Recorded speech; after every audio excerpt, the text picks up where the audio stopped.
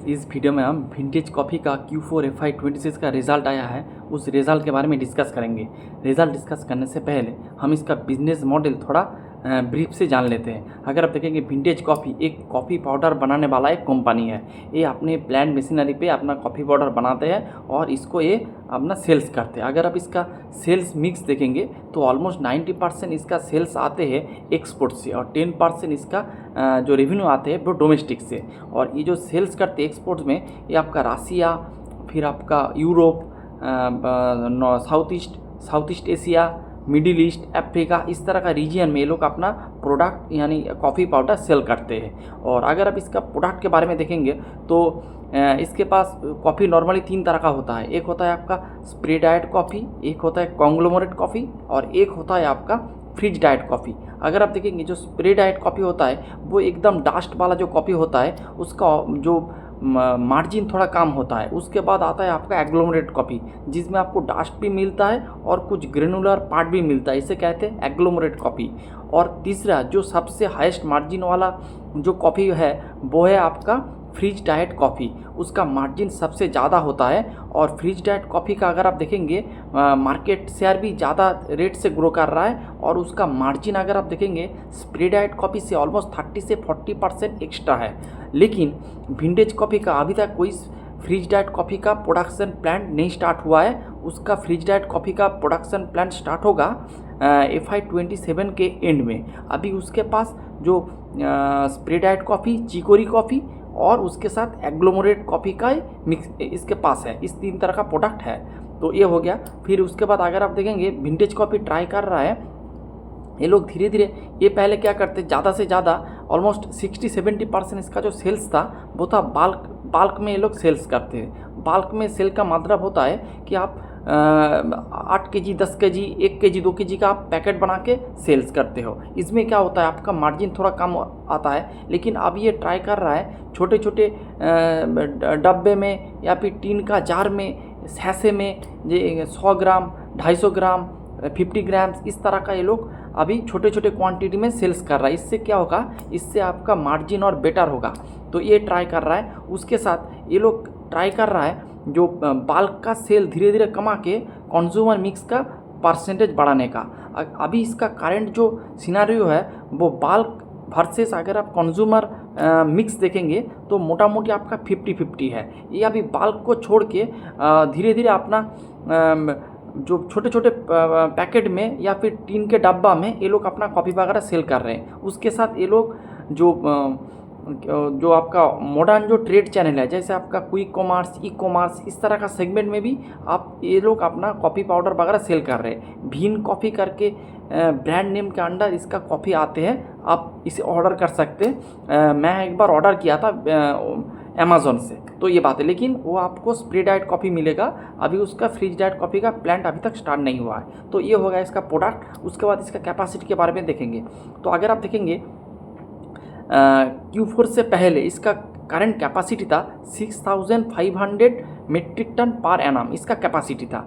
लेकिन उन्होंने Q4 में एक नया कैपेसिटी को ऐड किया है जो है आपका स्प्रे डाइट कॉफ़ी का, और उसका जो 4500 मेट्रिक टन पर एनम का एक कैपेसिटी उन्होंने ऐड कर दिया है। तो अभी अगर आप इसका करंट सिचुएशन में कैपेसिटी देखेंगे, और उसके साथ मैनेजमेंट ने कहा था Q1 में इसका कैपेसिटी 100% हो जाएगा। तो अभी इसका अगर करंट कैपेसिटी देखेंगे तो मोटा मोटी है 11,500 इसका भी 11,000 इसका करंट कैपेसिटी है FY26 के एंड में। तो उसके बाद ये लोग और एक फ्रिज डाइट कॉफ़ी का एक प्लान लेके आ रहा है जो आंध्र प्रदेश में।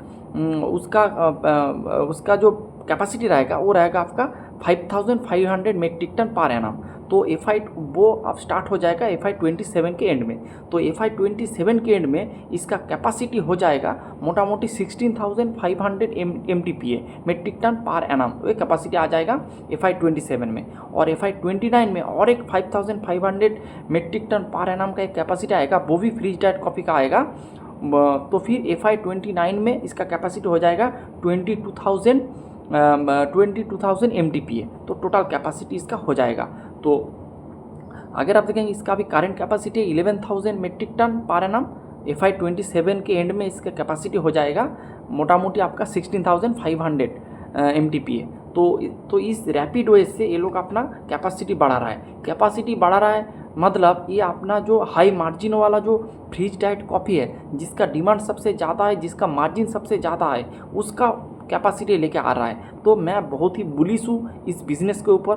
उसके साथ ये मोटा मोटी बात है, उसके साथ ये लोग कुछ यही मोटा मोटी बिजनेस मॉडल और कुछ इसका कैफ़े वगैरह है जो फोफो मॉडल में है, यानी फ्रेंचाइजी और फ्रेंचाइजी ऑपरेटेड। वो इसमें आपका विंटेज कॉफ़ी का कोई भी कैपेक्स वगैरह नहीं लगता है। ये लो कैपेक्स एक मॉडल है, ये फोफो के तरह चलता है। फ्रेंचाइजी इसको चलाते हैं, फ्रेंचाइजी इसको पूरा कैपेसिटी इसको लेते हैं, पूरा पैसा इन्वेस्ट करते हैं, फ्रेंचाइजी करते हैं। तो ये हो गया इसका बिजनेस मॉडल। आप चलते हैं इसका Q4 FY20 के रिजल्ट में। अगर आप मेरे हिसाब से रिजल्ट अच्छे हैं, अगर आप इसका रेवेन्यू देखेंगे 57% से ग्रो किया है, FY27 में 80% से रेवेन्यू ग्रो किया है। EBITDA अगर आप देखेंगे 58% से इसका EBITDA ग्रो किया है। और EBITDA मार्जिन देखेंगे मोटा मोटी आप Q4 वर्सेस Q4 स्टेबल है, लेकिन Q1Q सिक्वेंशियल बेसिस में थोड़ा डाउन हुआ है। इसका रीज़न हम लास्ट में बताएंगे। फिर अगर आप पैट देखेंगे 34% से ग्रो किया है, तो आप बोल सकते हैं कि इसका जो रेवेन्यू ग्रो कर रहा है ऑलमोस्ट 60% से, पैट ग्रो कर रहा है 35% से। इसका मेन रीज़न है कि इसका जो हायर टैक्स एक्सपेंस हुआ था इसका Q4 में, यानी कि Q4 में इसका जो टैक्स जो एक्सपेंस है ये थोड़ा ज़्यादा हुआ है। इसी वजह से इसका पैट थोड़ा डाउन दिखा रहा है। और FY27 में पैट 72% से ग्रो किया। अभी इसका करेंट पैट है ऑलमोस्ट 72 करोड़। तो ये हो गया रिजल्ट। मैंने सोचा था कि इसका जो रेवेन्यू भी थोड़ा हट होगा, उसके साथ मार्जिन भी थोड़ा हट होगा। इसका मेन रीज़न था कि इसका 90% जो रेवेन्यू आते एक्सपोर्ट से आते, और एक्सपोर्ट में आप देखेंगे थोड़ा डिफ़िकल्टी के थ्रू जा रहा है एक्सपोर्ट का प्रॉब्लम, क्योंकि आपका लगभग मार्च फरवरी के एंड में शायद इसका जो वार स्टार्ट हो गया था, तो इसका और बैड इफेक्ट आ सकता है आपका Q1 में। ये आपको मैनेजमेंट से पूछना पड़ेगा कैसे क्या हालत है। फिर EBITDA मार्जिन की तरह देखेंगे, जो कॉफ़ी का जो प्राइस है, अगर आप देखेंगे दो तरह का कॉफ़ी यूज़ होता है नॉर्मली। एक होता है रोबास्टा कॉफ़ी, एक होता है अरेबिका कॉफ़ी करके। और रोबास्टा कॉफ़ी का अगर आप प्राइस देखेंगे तो मोटा मोटी 2005 के एंड में, यानी अक्टूबर नवंबर इस तरह का मंथ में, अक्टूबर नवंबर मंथ में इसका कॉफ़ी का प्राइस चला गया था ऑलमोस्ट 4,000 रुपीज़ पर केजी। इस तरह का प्राइस चला गया था जो रॉ कॉफ़ी बीन्स होता है। फिर आप देखेंगे उसका प्राइस थोड़ा डाउन हो गया। अभी देखेंगे उसका प्राइस थोड़ा डाउन हुआ है, लेकिन कोई भी जो इस तरह का जो बिज़नेस करते हैं वो ऑलमोस्ट एक क्वार्टर पहले अपना कॉफ़ी को स्टोर करते। तो जो Q1 का जो कॉफ़ी यूज़ हो रहा है वो Q3 में लेके आया था। तो इसीलिए उस टाइम पे क्या था, उस टाइम पे आपका कॉफ़ी का प्राइस बहुत ज़्यादा था। जो आप देखेंगे CCL का जो मैनेजमेंट वो भी बताया था जो उस तरफ जो कॉफ़ी का प्राइस था वो बहुत हाई था, लेकिन आप देखेंगे कॉफ़ी का प्राइस बहुत डाउन हो गया है। तो इसका बेनिफिट इसको शायद Q2 में मिलेगा, Q1 में कुछ मिलेगा और Q2 में कुछ मिलेगा इसका बेनिफिट। क्योंकि आप देखेंगे ब्राज़ील में जो प्रोडक्शन बहुत हाई होने का चांस है, इसी वजह से कॉफ़ी का प्राइस अभी नीचे है। अगर प्रोडक्शन और भी अच्छा रहा तो कॉफ़ी प्राइस और नीचे जाएगा, तब इस विंटेज कॉफ़ी तरह का जो बिज़नेस है इसको अच्छा फ़ायदा होगा। लेकिन Q4 में आप देखेंगे इसको हायर प्राइस में कॉफ़ी बीन्स को ख़रीदना पड़ा Q3 में, फिर उसको एक Q4 में यूज़ किया। इसीलिए आप देखेंगे इसका मार्जिन थोड़ा स्टेबल है। अगर ये मार्जिन कॉफ़ी प्राइस का अगर नहीं इतना हाइक नहीं होता तो इसका मार्जिन और भी अच्छा होता, लेकिन ये इन लोगों ने मार्जिन को मोटा मोटी प्रोटेक्ट कर लिया है। लेकिन इसका जो उसके साथ जो एक्सपोर्ट वगैरह होता है उसमें दिक्कत की वजह से Q1 थोड़ा इफेक्ट हो सकता है, लेकिन ये हम नहीं बताएंगे। ये अगर मैनेजमेंट कहता है तो फिर देखेंगे। तो यही अगर आप इसका वैल्यूएशन करेंगे तो मोटा मोटी 25 से 27 के पी में आपको अभी ये बिज़नेस मिल रहा है। तो बिजनेस वाइज ये मोटा मोटी 0.5 के पी में पेग रेशियो में आपको मिल रहा है। तो वैल्यूएशन वाइज कोई भी दिक्कत नहीं, सब ठीक ठाक है। लेकिन मैनेजमेंट से पूछना पड़ेगा कि इसका जो एक्सपोर्ट का जो डिवीज़न है इसमें क्या इफेक्ट आ रहा है, क्योंकि अभी एक ही प्रॉब्लम हो गया है जो एक्सपोर्ट का सेगमेंट। वो एक्सपोर्ट का सेगमेंट अगर कुछ दिक्कत नहीं आए तो इसका Q1 भी बेहतर रह सकता है। तो ये आपको मैनेजमेंट से पूछना पड़ेगा। 25 मई को इसका कॉन कॉल है। जब इसका कॉन कॉल होगा तब कॉन कॉल को गो थ्रू करके और एक डिटेल वीडियो विंटेज कॉफ़ी के ऊपर हम बनाएंगे। तो यही था आज का वीडियो।